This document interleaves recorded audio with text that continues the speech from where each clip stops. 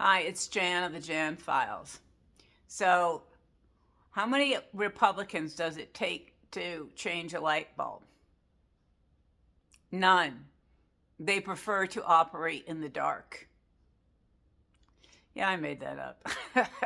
Anyway, so folks, the latest is that Republicans are actually showing some outrage over what is likely to be an illegal order to kill the two survivors that were hanging on the side of the boat that had already been blown up. They were then whoever blew it up, was then ordered to hit another strike to kill the two survivors, which is absolutely illegal.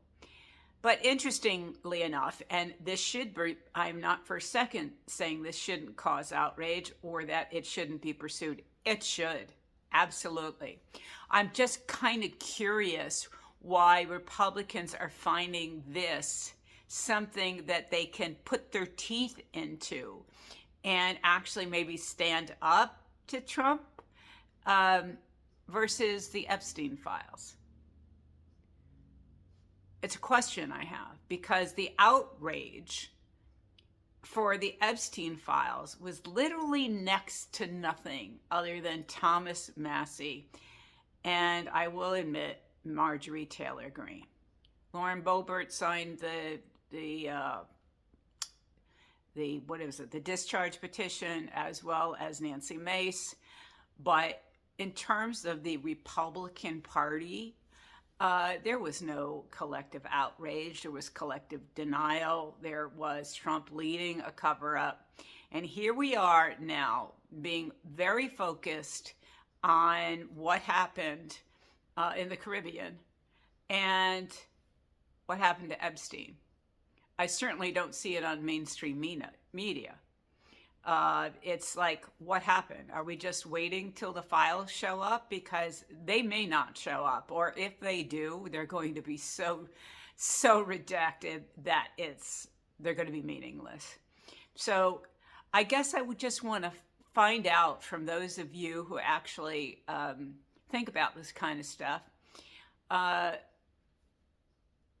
why not be outraged by little girls being raped, I guess, is my question. What about that doesn't cause the Republican Party to be outraged? What about little girls being abused and grown women fighting still to deal with the trauma from those events? Leaves the Republicans going, no big deal. Because that's what I know they voted for it, by the way. I know that they eventually voted for it when they were forced to. But prior to that, months and months have gone on, remember, and there was like nada. There's no outrage about Ghislaine Maxwell being in a camp, not a prison. She is a sexual predator. They are not ever supposed to go to a prison like that. And yet there she is with Trump contemplating a pardon. So this is a really good example of who the Republican Party is.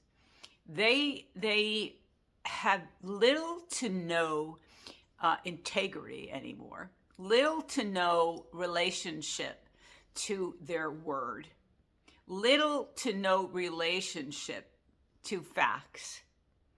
They decide what's convenient for them to stand up for that probably won't hurt them, and then they leave everything else alone. So we'll see what the next couple weeks bring. But mark my word, folks, this is something that they're going to pursue. Second, the Epstein Files is something that they are going to do their best to still cover up.